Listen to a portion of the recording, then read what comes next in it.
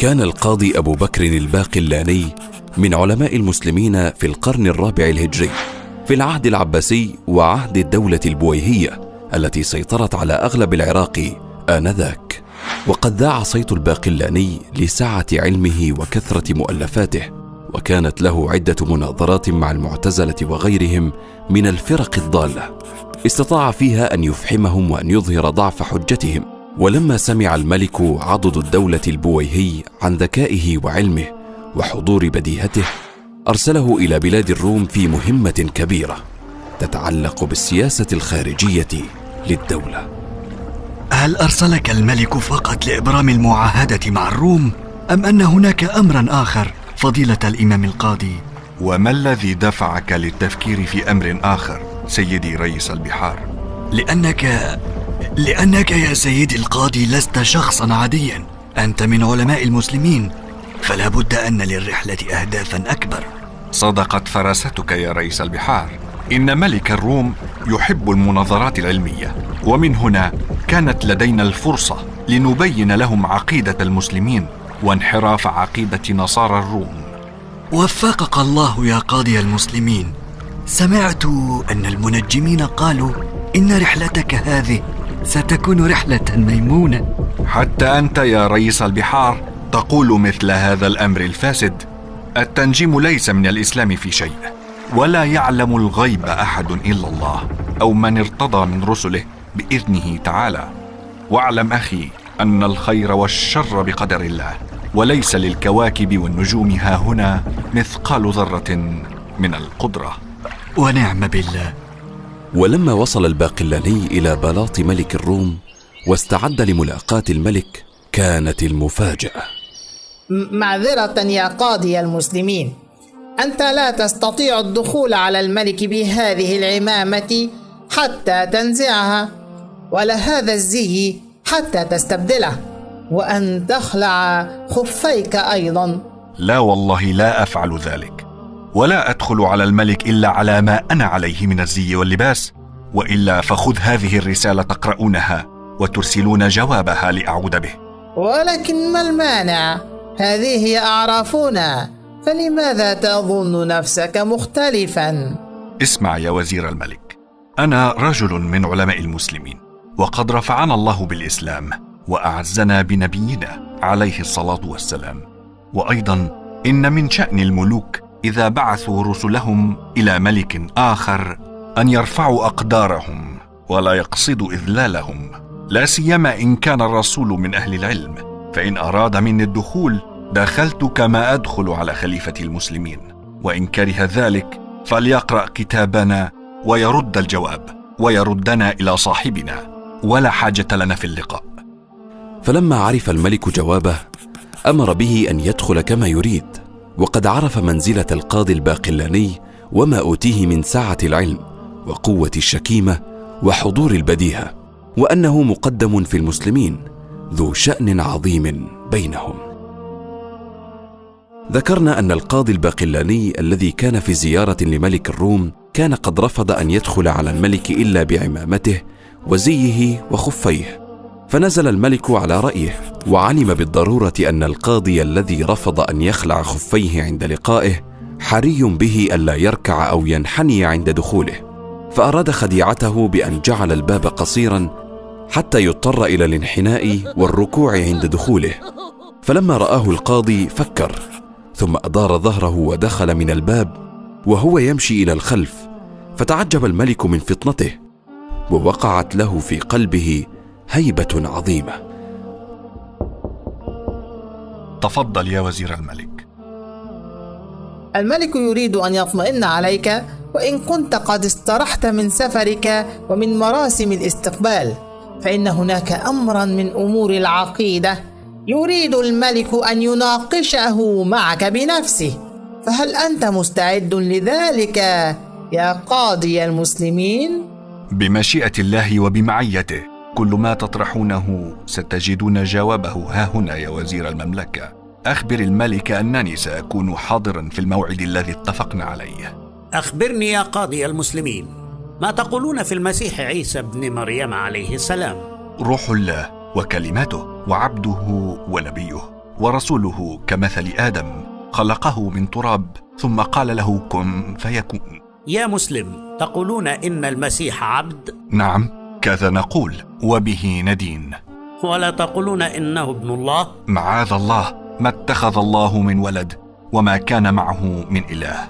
حسنا، فهل العبد يخلق ويحيي ويميت ويبرئ الأكمه والأبرص؟ لا يقدر على ذلك، بل ذلك كله من فعل الله تعالى. ولكن كتابكم القرآن ذكر فيه أن المسيح فعل كل ذلك، خلق وأحيا الموتى وأبرأ الأكمه والأبرص، ثم تأتي أنت وتنفي ذلك كله وتقول إن المسيح عبد. أعبد ويخلق؟ أعبد ويحيي الموتى؟ أعبد ويبرئ الأكمه والأبرص؟ لا، إنما أخبرنا الله تعالى في كتابه أن المسيح عليه السلام قد فعل كل ذلك بإذن الله، خلق من الطين طيرا ثم نفخ فيه بإذن الله، وأحيا الموتى فقط بإذن الله، وأبرأ الأكمه والأبرص بإذن الله وحده لا شريك له. ولو كان المسيح يحيي الموتى ويبرئ الأكمه والأبرص من ذاته وقوته، لجاز أن يقال إن موسى فلق البحر وأخرج يده بيضاء من غير سوء من ذاته، ولجاز أيضا أن يقال إن سائر معجزات الأنبياء وكأنها من أفعالهم دون إرادة الخالق. فلما كان ذلك لا يجوز عليهم، لم يجوز أيضا أن تسند المعجزات التي ظهرت على يد المسيح إليه، بل معجزة المسيح كمعجزات سائر الأنبياء كلها بإذن الله وحده. ولما يئس ملك الروم ومن معه بمناظرة قاضي المسلمين أبي بكر الباقلاني، أرادوا إغضابه والنيل منه، فذكروا زوجة نبينا صلى الله عليه وسلم بسوء. فماذا كان رد الباقلاني وكيف أجاب؟ تفضل يا قاضي المسلمين، ما اعتدنا أن تتأخر علينا لحظة عن موعدك، فما أخرك؟ كان الموعد بعد صلاة العصر كما اتفقنا يا ملك الروم، وقد حضرت ما إن انتهيت من الصلاة. لم أتصور أن ألتقي بمن يقدم أي موعد عن موعدي. الصلاة عندنا يا ملك الروم كانت على المؤمنين كتابا موقوتا، وقول الله أكبر في الأذان عندنا يذكرك بأنه سبحانه وتعالى أكبر من كل شيء. لا عليك يا قاضي المسلمين، فلا أريد تعطيل الحديث أكثر من ذلك. لدى هذا القس سؤال نريد منك الجواب. تفضل اطرح مسألتك أيها القس. أخبرني يا أيها القاضي، ما فعلت زوجة نبيكم وما كان من أمرها بما رميت به من الإفك؟ عندما عجز المنافقون عن النيل من محمد عليه الصلاة والسلام، أرادوا طعنه في ظهره، فتكلموا بحق زوجته ما تكلموا، وخاض معهم من خاض دون علم، وقد برأها ربنا من فوق 7 سماوات، وبين لهم عظيم قولهم، وفضح المنافقين وأخزاهم. نعم، من يصدق بكتابكم القرآن سيصدق هذه الرواية، ولكننا نريد برهانا ماديا بعيدا عن القرآن، فلو كنا مؤمنين به ما دارت بيننا هذه المناظرات من البداية. يا هذا، ألا تعلم أنني قبل أن أكون عالما من علماء المسلمين فأنا أيضا قاض؟ فتعال أعلمك قاعدة ذهبية لعلها تنفعك يوما ما. تقول القاعدة: إن البينة على من ادعى، أي أنت المطالب بالدليل لا أنا. أما الدليل فليس عندي، فهذا أمر حدث على أرضكم، وإنما أنقل لك كلاما ردده بعضكم. دعني أقرب لك الأمر. ألم يقل اليهود في مريم ما قالوا فيها بعدما أتت بعيسى تحمله؟ ألم يقل بعضهم لقد جئت شيئا فريا؟ ألا تعلم أن بعضهم ما زال يردد هذا البهتان العظيم؟ بلى، ما زالوا يرددونه إلى اليوم. حسنا، فهما امرأتان في التاريخ، امرأة لم تتزوج وهي مريم ومع ذلك أنجبت ولدا، وامرأة تزوجت وهي عائشة ومع ذلك لم تنجب ولدا. فإن تطرق في الذهن الفاسد احتمال ريبة فهو إلى الأولى أسرع، وهما بحمد الله منزهتان مبرأتان من السماء، ولكنكم أنتم اتهمتم التي تزوجت ولم تنجب، ونحن برأنا التي لم تتزوج وأنجبت ولدا. أيها القس، هل لديك رد على هذا الجواب؟ الحقيقة أن وقت المناظرة قد انتهى، وغدا مناظرة أخرى. واستمرت المفاوضات بين القاضي أبي بكر الباقلاني وبين ملك الروم بخصوص المعاهدة بين المسلمين وبين الروم عدة أيام تخللتها بعض المناظرات، وكانت مناظرة اليوم هي انتقال من الدفاع ودرء الشبهات إلى الهجوم المباغت الذي لم يتوقعه الخصم. بيني وبينك يا قاضي المسلمين، كلامك في المناظرات السابقة دخل في قلبي، ولا أجد له جوابا ولا أستطيع تكذيبك، ولكن ما زال في صدري شيء من الإسلام لا أفهمه. وما هو يا وزير المملكة؟ أفصح. أنتم المسلمون عندكم عنصرية. نعم، عندكم عنصرية. تبيحون لأنفسكم زواج اليهودية أو النصرانية، ولا تبيحون لغيركم الزواج ببناتكم. نحن نتزوج اليهودية لأننا آمنا بموسى، ونتزوج النصرانية لأننا آمنا بعيسى، وأنتم متى ما آمنتم بمحمد زوجناكم بناتنا. يا إلهي، ألديك جواب لكل شيء؟ اليوم أنا أسألكم يا وزير المملكة، وأنتم عليكم الجواب. حسبما فهمت يا ملك الروم، فأنتم تقولون إن اللاهوت اتحد بالناسوت، فكيف ذلك؟ هل من الممكن أن تفسر لنا؟ الأمر بسيط. اللاهوت أي أن الإله عندنا له صورته الإلهية المتمثلة في الأب، أما الناسوت فهو الصورة البشرية المتمثلة في المسيح الابن. ولكن لماذا؟ ما الدافع لأن ينقسم الإله إلى صورتين أو ثلاثة بإضافة روح القدس حسب زعمكم؟ لقد كانت الغاية من نزول الإله في صورته البشرية ثم صلبه هي أن يخلص الناس من ذنوبهم، وهو ما يعرف عندنا بعقيدة الخلاص. حسنا، فسؤالي هو: هل كان المسيح يعلم أنه سيصلب كما تقولون إنه صلب وفعل به ما فعل، أم لم يكن يعلم؟ ربما علم أنه سيصلب وربما لم يعلم.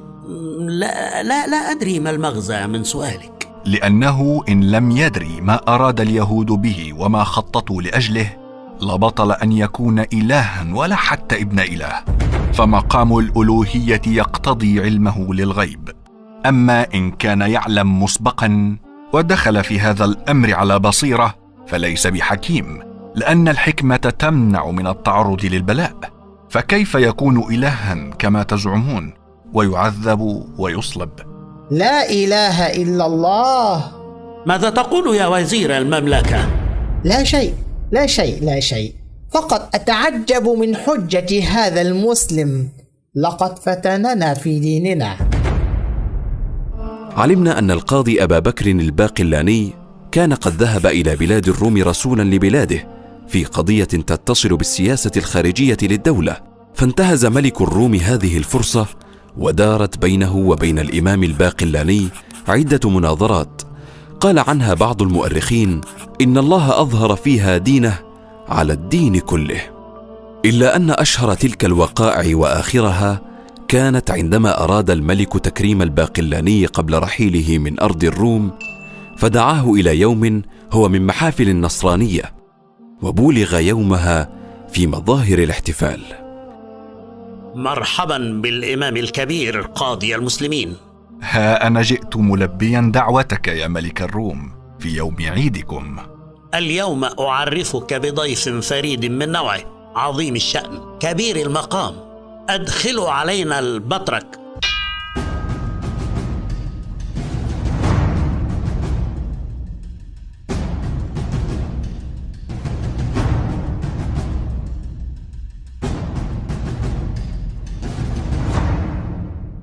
يا فقيه، هذا هو البطرك الأكبر، قيم الديانة وولي النحلة. مرحبا بالبطرك الأكبر، كيف حالك؟ وكيف حال الأهل والولد؟ ماذا تقول يا هذا؟ أسألك يا نيافة البطرك، كيف حالك وكيف حال الأهل وكيف حال الولد؟ لابد أنك جننت إذن. وما أنكرتم من كلامي؟ يا هذا، ألا تعلم أننا ننزه هؤلاء عن الصاحبة والولد؟ يا هؤلاء، تستعظمون لهذا الإنسان اتخاذ الصاحبة والولد وتربؤون به عن ذلك، ولا تستعظمونه لربكم عز وجهه فتضيفون ذلك إليه سوءة لهذا الرأي. ما أبين غلطه. ما ترى في أمر هذا الشيطان؟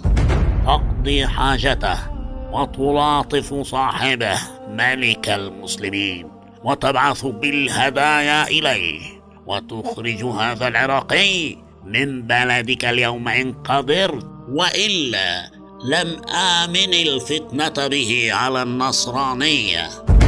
ففعل الملك ذلك، وعجل بتسريح أبي بكر، وبعث معه عدة من أسار المسلمين، ووكل بالقاضي من جنده من يحفظه حتى يصل إلى مأمنه. وقالوا اتخذ الرحمن ولدا لقد جئتم شيئا إدا تكاد السماوات يتفطرن منه وتنشق الأرض وتخر الجبال هدا أن دعوا للرحمن ولدا وما ينبغي للرحمن أن يتخذ ولدا إن كل من في السماوات والأرض إلا آتي الرحمن عبدا لقد أحصاهم وعدهم عدا وكلهم آتيه يوم القيامة فردا.